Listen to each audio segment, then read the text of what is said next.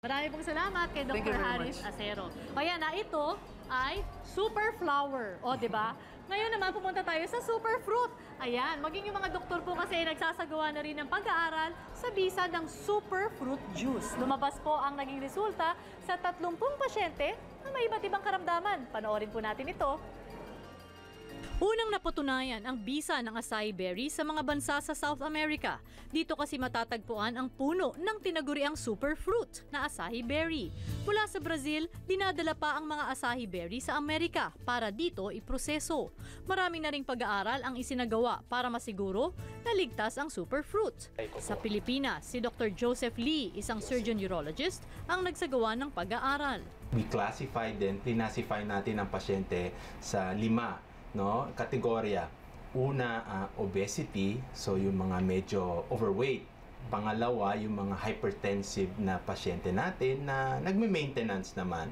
Okay? Pangatlo, yung mga skin disease na pinick up natin ang psoriasis kasi more or less non-contagious, non-infectious as not congenital siya.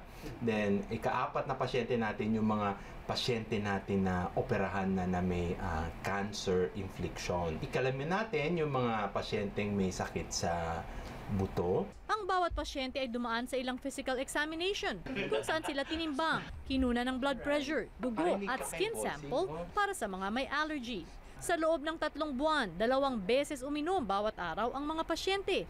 Maiksi kung tutuusin ang isinagawang pag-aaral ni Dr. Lee, pero may epekto agad siyang nakita sa mga pasyente. Na mabilis na nakita natin ay yung mga skin disease natin, yung psoriasis. That's one.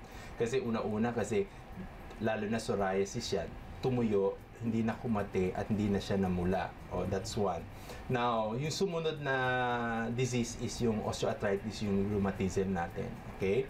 Maliban doon na nawawala, na-decrease yung pain nila, sumunod yung mga obesity. It will take mga 2 months.